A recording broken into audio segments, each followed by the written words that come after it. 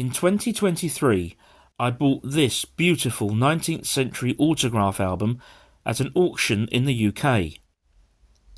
I knew that it had originally come from the USA, because inside the front cover there was an inscription showing that it was a gift to someone called Emily on Christmas Day 1892, and this abbreviation confirmed that she lived in Cincinnati, Ohio.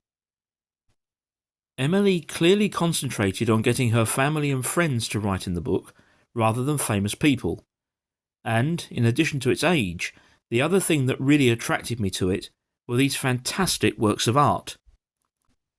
This one, for example, has been signed by her Aunt Ida. In this drawing, we can see a little girl getting her dog to pose for the camera. If we zoom in, we can see that it was done on August the 4th, 1893, so the camera depicted here would have been quite state-of-the-art at the time. As I continued to research the album, I began to come across entries like this one. Dated Cincinnati, Ohio, January the 2nd, 1898, it's signed by Aunt Carrie. Eventually, I realised that Aunt Carrie was none other than Carrie Steinle, and she made this beautiful watercolour painting in Emily's album, dated February the 4th, 1899. And Carrie Steinle was a remarkable and noteworthy American artist. During the course of my investigation, I was able to find this photograph of the lady herself, Caroline Frances Steinle, known as Carrie, and her remarkable story must begin with her parents. Carrie's father, Andrew Steinle, and her mother, Caroline Goddell, both came from Alsace-Lorraine, the disputed border region between Germany and France. They were both emigrating to the United States of America, and they met and fell in love on the ship carrying them there, despite the fact that Andrew spoke only German and Caroline only French. Upon arriving in the USA, the couple studied English together, married, and settled in Cincinnati, Ohio, where they would go on to have 4 children. Carrie appears to have spent most of her life in Cincinnati and also just the other side of the Ohio River, in Newport, Kentucky. Remarkably, if we look back at the autograph album, we can even find this entry written by Carrie's mother, Caroline Steinle, in her native French. We know it's her because she even recorded her maiden name underneath her married name. Sadly, Carrie's father died young, and her mother took up a position as a governess. In 1886, aged 15, Carrie took a job with the Rookwood Pottery factory in Cincinnati. It would be one of the defining decisions of her life. Clearly a naturally gifted artist, 6 years after joining Rookwood, Carrie became a pottery decorator. These 3 stunning examples of her work all date from that first year, when she was still only 21 years of age. As the years went by, Rookwood Pottery became internationally famous, with a solid reputation for quality and style. On the 8th of August 1904, the Cincinnati Post ran this newspaper article specifically focused on the factory's pottery artists.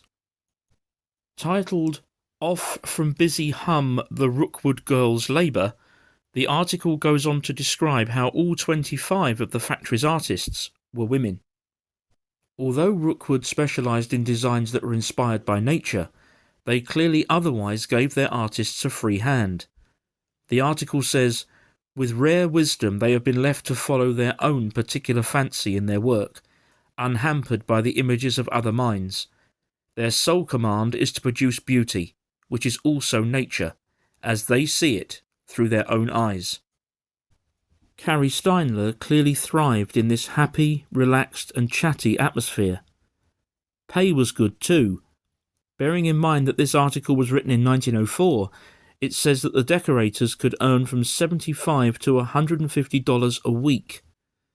It goes on to say, "They are sent by the Rookwood management all over the world to secure new ideas. Several have been to Europe and one was sent to Japan a few years ago.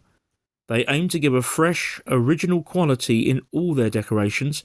No subject is repeated except by request, and they go directly to nature for inspiration, copying flowers, leaves and grasses from the original. It is perhaps no coincidence that in that one photograph I have of Carrie, she's holding a bunch of flowers. Perhaps this image was taken on an inspiration hunting trip. The newspaper article also says, "The decorators at Rookwood Pottery are known to the lovers of Rookwood the world over by their own sign manual, initials cut in the clay while still wet, fresh from the artist's hands." It then goes on to identify all these marks, and for Carrie it says, "Miss Carrie Steinle has an odd curved S with a C twined around the top curve." And this is it. Along with the famous Rookwood Pottery mark on the base of this item, this is the sign for Carrie Steinle. Thankfully, many of her pieces still survive and remain highly collectible. As I mentioned earlier, Carrie joined Rookwood Pottery in 1886 and became an artist there 6 years later. She would continue in that role for the next 33 years, turning out stunning items like these. She left in 1925 to enter the Convent of Our Lady of Perpetual Adoration. However, although she never married, Carrie was an outgoing and talkative person. She therefore found the order's rule of silence impossible to cope with. She therefore transferred here to the Mount St. Martin's Young Women's Institute in Newport, Kentucky. There she joined the Third Order of St. Francis, and when she died on the 1st of August 1944, she was buried in the Order's traditional white habit. It's been an absolute delight to follow the story that's unfolded from this autograph album, and in particular to find that it contains a previously unknown watercolour painting, signed by such a well-known artist. For now, the album will remain in my small history collection, but ultimately I hope that it may be of interest to Rookwood collectors, and if anyone would like to contact me about that, please use the email address shown on my YouTube channel. If you've enjoyed this video, please remember to like, subscribe and press the notification bell for more. Thank you very much indeed for watching, and bye for now.